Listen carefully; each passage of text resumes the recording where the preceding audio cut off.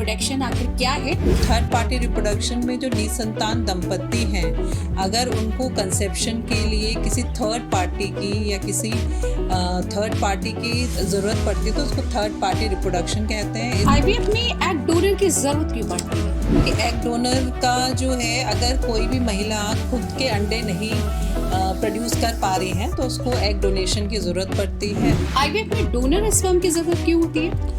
जो महिला egg donate कर रही है वो शादीशुदा होनी चाहिए, उसके मिनिमम 3 साल का एक बच्चा होना चाहिए। थर्ड पार्टी रिप्रोडक्शन में क्या मनचाहा बच्चा पैदा किया जा सकता है? अगर हम जेंडर की बात करें, जेंडर की बात करें तो इंडिया में कानून में आप नहीं करना है तो हम नहीं करते। Welcome to serious Bharat podcast. मैं ऋचा सिंह। बांझपन की समस्या आम होती जा रही है, इसलिए आईवीएफ का चलन भी लगातार बढ़ता जा रहा है। आईवीएफ तकनीक में एक नाम हम अक्सर सुनते रहते हैं और वो है थर्ड पार्टी रिप्रोडक्शन। आखिर ये थर्ड पार्टी रिप्रोडक्शन आखिर क्या है? इस विषय पर बात करने के लिए आज हमारे साथ देश की जानी मानी आईवीएफ एक्सपर्ट और लखनऊ दीवा आईवीएफ की डायरेक्टर डॉक्टर वैशाली जैन हमारे साथ मौजूद हैं। डॉक्टर साहब, बहुत बहुत स्वागत है आपका। Thank you Richa. Third party reproduction हम लोगों ने बहुत सारी मूवीज़ देखी हैं, मिनी है, विकी डोनर है। तो थर्ड पार्टी रिप्रोडक्शन में जो निसंतान दंपत्ति हैं, अगर उनको कंसेप्शन के लिए किसी थर्ड पार्टी की या किसी थर्ड पार्टी की ज़रूरत पड़ती है तो उसको थर्ड पार्टी रिप्रोडक्शन कहते हैं। इसमें या तो वो एग डोनेशन की बात करते हैं, हम स्पर्म डोनेशन की बात करते हैं, कभी कभी हम भ्रूण डोनेशन की बात भी करते हैं, और सरोगेसी भी थर्ड पार्टी रिप्रोडक्शन के अंदर ही आती है। ये बहुत ही एसेंशियल पार्ट बन गया आईवीएफ का ट्रीटमेंट का नाम। जी, तो आईवीएफ में एग डोनर की जरूरत क्यों पड़ती है? देखिए, एग डोनर का जो है, अगर कोई भी महिला खुद के अंडे नहीं प्रोड्यूस कर पा रही हैं तो उसको एग डोनेशन की ज़रूरत पड़ती है। अमूमन जो आजकल सबसे बड़ा रीज़न है वो एक एज फैक्टर है। जैसे जैसे एज बढ़ती है महिला के अंडे बनने की क्षमता कम हो जाती है, उसका ओवेरियन रिजर्व कम हो जाता, तो उसको कहीं ना कहीं किसी और के अंडे से अपनी, अगर उसकी इच्छा है अपना प्रेगनेंसी करने की, तो किसी और के अंडे लेने पड़ते हैं।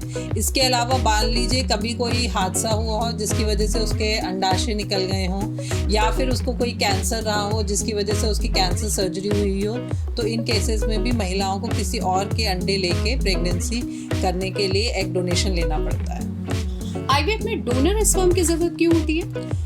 डोनर स्पर्म में जिन महिलाओं के, जिन दंपत्ति के हस्बैंड जो हैं वो एजोस्पर्मिक होते हैं, मतलब जिसमें शुक्राणु हस्बैंड में नील होते हैं। अब नील होने के बहुत सारे कारण हो सकते हैं, हेरिडिटरी भी हो सकता है, कंजेनाइटल भी हो सकता है, कोई सर्जरी हुई हो, कोई इन्फेक्शन हुआ, तो देयर आर मल्टीपल रीजन जिसकी वजह से हस्बैंड के शुक्राणु नील हो गए हैं, तब उनको स्पर्म डोनेशन की ज़रूरत पड़ सकती है। कभी कभी हस्बैंड का जो है कुछ जेनेटिक डिजीज़ है, अगर वो जेनेटिक डिजीज़ की वजह से वो डिजीज़ बच्चे में ट्रांसमिट हो सकते हैं, तब उसको स्पर्म डोनेशन की ज़रूरत पड़ती है। इसके अलावा अगर जो है रिपीटेड इम्प्लांटेशन फेलियर हो रहे हैं, रिपीटेड प्रेगनेंसी लॉस हो रहे हैं, तो ऐसे केसेस में भी कभी कभी हम सजेस्ट करते हैं कि या तो डोनर एग लेके करिए या डोनर स्पर्म लेके करिए to have a better result.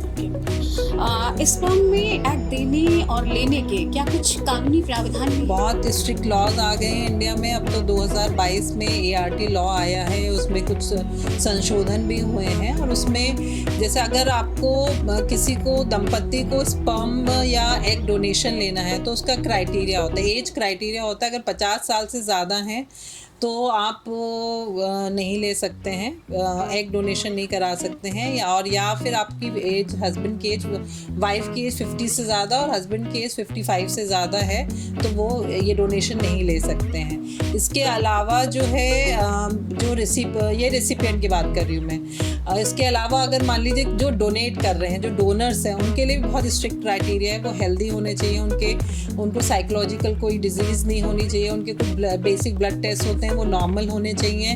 अगर एग डोनेशन हो रहा है तो जो महिला एग डोनेट कर रही है वो शादीशुदा होनी चाहिए, उसके मिनिमम 3 साल का एक बच्चा होना चाहिए और जो है वो विलिंगली ये प्रोसीजर करने के लिए रेडी है। इसके अलावा जो है अभी जो लॉज हैं वो बहुत ही डोनर फ्रेंडली आए हैं। जो भी रिसिपिएंट ले रहे हैं एग्स, उनको जो दे रहे हैं महिला, उसके स्वास्थ्य का खर्चा उठाना है और उसको एक पूरा एफिडेविट बनता है और उसका मेडिकल इंश्योरेंस की एश्योरेंस देना होता है। तो ये सब लॉ में इंक्लूडेड है और ताकि जो डोनर्स हैं वो भी सेफ रह सकें। सरोगेसी का नाम सुनते हैं हम, क्या है ये सरोगेसी? सरोगेसी जो है कोई भी महिला अपना अगर वूम्ब या अपनी बच्चेदानी देती है किसी और के प्रेगनेंसी को कंटिन्यू करने के लिए 9 महीने, तो उसको सरोगेसी बोलते हैं। और जो है सरोगेसी में जो दंपत्ति होता है वो अपने जो भ्रूण होता है उसको फिर किसी और महिला के उसमें देता है, तो उसको सरोगेसी बोला जाता है। क्यों पड़ती है इसकी जरूरत सरोगेसी? सरोगेसी की ज़रूरत इसलिए पड़ती है कि मान लीजिए जिस महिला जो निसंतान दंपत्ति है उसमें जो महिला है उसकी बच्चेदानी नहीं है, या तो बचपन से ही कंजेनाइटल डिजीज़ होती है जिसमें आपके बच्चेदानी होती ही नहीं है। इसके अलावा मान लीजिए कोई घटना घटी, डिलीवरी के बाद बच्चेदानी निकालनी पड़ी, या फिर और कोई कारण की वजह से अगर उसकी बच्चेदानी निकालनी पड़ी और उसकी बच्चेदानी तक सक्षम नहीं है कि वो 9 महीने तक उस प्रेगनेंसी को खींच सके, तब ऐसे केसेस में उस दंपत्ति को सरोगेसी का सहारा लेना पड़ता है। सरोगेसी को लेकर भी क्या कुछ कानून है? सरोगेसी को लेके बहुत कानून है और अमेंडमेंट 2024 में ही आया है। सरोगेसी में जो है एक जेस्टेशनल सरोगेसी होती है और एक ट्रेडिशनल सरोगेसी होती है। ट्रेडिशनल सरोगेसी में जो भ्रूण जो क्या कहते हैं जो स्पर्म होता था वो किसी जो भी दंपत्ति है उसका होता था, और जो एग होता था वो उसी महिला का होता था। अब जेस्टेशनल सरोगेसी में जो महिला उस भ्रूण को धारण कर रही है, उस प्रेगनेंसी को ले रही है, उसका कोई भी रिलेशन नहीं होता है उस एम्ब्रियो से, मतलब वो जेनेटिकली कुछ भी उससे रिलेशन नहीं होता है। तो इसलिए जो है अभी ये लॉ आया है। दूसरा जेस्टेशनल सरोगेसी बोलते हैं। दूसरा ये है कि एटलीस्ट एक चीज़ जो भी निसंतान दंपत्ति है उसको वो उसका होना चाहिए, या तो उसका भ्रूण होना चाहिए, या उसका एम्ब्रियो होना चाहिए, या फिर उसका स्पर्म होना चाहिए, या उसका ओवा होना चाहिए। तो ये एक लॉ है। तीसरा जो लॉ है कि आपको एक मेडिकल बोर्ड के थ्रू गुजरना पड़ेगा। उसमें गुजरने के बाद आपको कंफर्म होगा कि आप सरोगेसी के लिए फिट हैं कि नहीं हैं।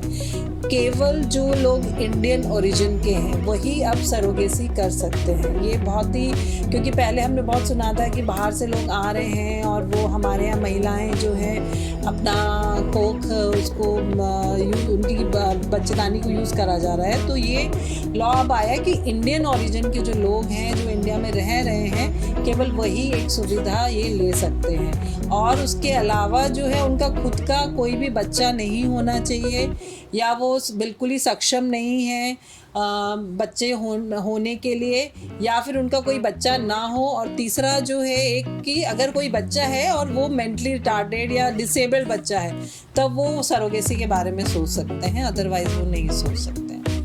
थर्ड पार्टी रिप्रोडक्शन के आखिर लाभ क्या क्या है? Third party reproduction is a ray of hope. जो दंपत्ति कंसीव नहीं कर पा रहे हैं उनके लिए it's a ray of hope कि शायद उनको एक अपना बच्चा मिल सके। और अगर आप कहें तो डोनर एग में कुछ पोर्शन तो उनके मेल पार्टनर का है ही, या डोनर स्पर्म ले रहे हैं तो कुछ पोर्शन उस महिला का है जेनेटिकली, या फिर आप भ्रूण डोनेशन कर रहे हैं तो उसमें महिला की बच्चेदानी है, तो एक अटैचमेंट है। तो ये कहीं ना कहीं दंपत्ति को कुछ ना कुछ एक होप है और कुछ ना कुछ एक अटैचमेंट डेवलप हो रहा है इस ट्रीटमेंट से। तो लाभ तो बहुत है ही। इसमें कुछ नुकसान होने की भी संभावना है? देखिए नुकसान सच में कहूँगी तो नुकसान वर्ड नहीं हम कहेंगे, उसमें कहेंगे कि हम इसके कुछ एथिकल इश्यूज होते हैं और कुछ लीगल इश्यूज होते हैं। एथिकल इश्यूज ये होते हैं कि कभी कभी जो महिला सरोगेट बन रही है उसको उस बच्चे से लगाव हो जाता है, वो नहीं दे पाते हैं। और लीगल इश्यूज इसलिए कहूँगी कि इसमें आपका फाइनेंशियल चीज़ें बहुत इन्वॉल्व होती हैं, पैतृक मतलब जो चीज़ें हैं कि कौन आगे लीगल हेयर बनेगा और कितने फाइनेंशियल चीज़ें जो हैं, तो लीगल और एथिकल इश्यूज इसमें ज़्यादा हैं एज़ कम्पेयर टू नुकसान वर्ड में नहीं बोलूँगी, क्योंकि ट्रीटमेंट बहुत सिंपल है। इसका मतलब अगर आप साइंटिफिकली देखा जाए तो treatment is not that difficult और रिजल्ट्स भी बहुत अच्छे हैं, बट जो लीगल इश्यूज और एथिकल इश्यूज इससे रिलेटेड है, that's why it becomes a complicated thing. भ्रूण डोनर की क्या प्रक्रिया है? भ्रूण डोनर तो यही है कि भ्रूण डोनर में क्या होता है कि एग भी किसी और का लिया जाता है, स्पर्म भी किसी और का लिया जाता है और उसको फर्टिलाइज कर दिया जाता है आर्टिफिशियल टेक्निक से, जैसे हम IVF में करते हैं, और वो सिस्टम डेवलप हो जाता है। फिर जो भी रेसिपिएंट होता है, जिसको भी चाहिए होता है, तो वो उसकी हम बच्चेदानी में डाल देते हैं, बट इसके भी स्ट्रिक्ट लॉज हैं। इसमें क्या लगता है कि इस प्रक्रिया में कितना ज़्यादा समय लगता है भ्रूण डोनर हो चाहे कोई भी चीज़ हो, उसमें समय तो लगता है, क्योंकि आपको पहले एक प्रोसेस से आपको जो डोनर है उसको अरेंज करना पड़ता है, फिर उसको फर्टिलाइज करना पड़ता है। तो आप मान के चलिए कि महीना 2 महीना तो केवल प्रोसीजर में लगता है, उससे पहले जो लीगल फॉर्मेलिटीज़ हैं उसमें जितना टाइम लगे। सक्सेस कितना है? काफ़ी अच्छा सक्सेस रेट है, क्योंकि जो भी इसमें आपको एम्ब्रियो मिल रहा है उसकी क्वालिटी बहुत अच्छी है, और जहाँ आप डाल रहे हैं बच्चेदानी में वो भी उसकी भी आप चेकिंग करके ही डालते, तो success rate is definitely better. अगर हम बात करें कि इस प्रक्रिया में भ्रूण डोनर या IVF में तो खर्च में कितना लगभग अंतर होता है? खर्च में देखिए प्रोसीजर इज सेम, बट जो खर्चा आता है वो आपको मेडिकल इंश्योरेंस देना पड़ता है जो भी जना डोनेट कर रहा है। मान लीजिए अगर आपने डोनर एग लिया है या डोनर स्पर्म लिया है या इवन आपने सरोगेसी लिया है, तो उसमें जो डोनर है उसका आपको सारा जो भी उसका मेडिकल एक्सपेंसेस लेने पड़ते हैं, और अगर उसमें कुछ अनटूवर्ड सिचुएशन हो जाती है तो वो इंश्योरेंस भी आपको देना पड़ता है। तो इट इज़ कॉस्टली देन जो एक हम नॉर्मल IVF में करते हैं उससे कॉस्टली है। थर्ड पार्टी रिप्रोडक्शन में क्या मनचाहा बच्चा पैदा किया जा सकता है? अगर हम जेंडर की बात करें, जेंडर की बात करें तो इंडिया में कानून में आप नहीं करना है, तो हम नहीं करते। इस प्रक्रिया की सफलता में कितनी उम्मीद होती है थर्ड पार्टी रिप्रोडक्शन? बहुत अच्छी उम्मीद होती है, क्योंकि इसमें अगर आप एज पर लॉ जाके सब काम हो रहा है तो डेफिनेटली इसका सक्सेस रेट जो होता है वो बहुत अच्छा होता है। कहीं कुछ ऐसा भी होता है कि कुछ नेगेटिव आता है इसका रिजल्ट? कभी कुछ ऐसा होता है कि रेयरली इसमें ऐसा लगा है कि रेगुलर में से ज़्यादा कभी नेगेटिव आता है, और बहुत ही हमारे जो दंपति होते हैं वो हताश हो जाते हैं। तो कभी बहुत ही रेयरली होता है, लेकिन नेगेटिव भी आ सकता है। तो उसमें जुडिशियस यूज़ ऑफ जो डोनर आप यूज़ कर रहे हैं वो आपको बहुत ध्यान से चूज़ करना पड़ता है, और ऐसे जो रेसिपिएंट हैं उसको भी आपको पूरा एनालाइज करके ही आपको पेशेंट को उम्मीद हम बताते हैं कि क्या चांसेस है। बिल्कुल। आपने हज़ारों महिलाओं की सुनी गोद भरी होगी, लेकिन अगर हम बात करें भ्रूण प्रक्रिया या हम इसकी बात करें थर्ड पार्टी रिप्रोडक्शन की, तो आपको क्या लगता है कि कौन सा ज़्यादा सक्सेस हुआ है, या मतलब कौन सा ज़्यादा कारगर है? देखिए, अगर फ्रैंकली स्पीकिंग तो मैं कहना चाहूँगी कि आजकल जो है महिलाओं के एग्स की क्वालिटी धीरे धीरे कम हो रही है विद एज, तो डोनर एग्स की हमें बहुत ज़रूरत पड़ रही है इसके रीज़न लेट मैरिजेस, क्या कहते हैं, हमारा जो एनवायरमेंटल फैक्टर्स, सोशल फैक्टर्स, ये सारे फैक्टर्स जो हैं वो that has contributed to diminish ovarian reserve in females, और जिसकी वजह से डोनर एग्स की ज़रूरत थोड़ी ज़्यादा पड़ रही है एज़ कम्पेयर टू अगर हम आज से 5 साल पहले या 10 साल पहले बात करें। लेकिन लॉज इतने स्ट्रिक्ट हैं, डोनर्स आपको आराम से नहीं मिलते हैं, तो हम लोग ट्राई यही करते हैं कि जितना हो सके सेल्फ साइकिल करी जाए। और हम पेशेंट को भी यही समझाते हैं, क्योंकि इसके बहुत ही लीगल और एथिकल इश्यूज हैं, तो हम पेशेंट को यही समझाते हैं कि जितना हो सकेगा हम ट्राई करेंगे आपके खुद के अंडे से या खुद के स्पर्म से प्रेगनेंसी करने के लिए। हाँ, जब हमारे सिचुएशंस बिल्कुल ही नेगेटिव होने लगेंगी तब हम थर्ड पार्टी रिप्रोडक्शन की तरफ पेशेंट को रास्ता दिखाते हैं। कैसा लगता है आपको जब आपको लगता है कि बहुत क्रिटिकल केस कोई सामने आया है लेकिन उसमें भी आपको सक्सेस मिल जाती है? डेफिनेटली जब मरीज अब हमारे दंपति खुश होते हैं तो हमें भी बहुत खुशी होती है, उनकी खुशी देख के हम लोग भी खुश होते हैं। बिल्कुल। डॉक्टर साहब के माध्यम से आज हमने जाना कि बांझपन की समस्या में आईवीएफ का चलन तो बढ़ता ही जा रहा है और इसमें थर्ड पार्टी रिप्रोडक्शन की क्या भूमिका है। डॉक्टर साहब ने बहुत अच्छे से इसके विषय में जानकारी दी। ऐसी और अधिक जानकारियों के लिए हमारे साथ बने रहिए।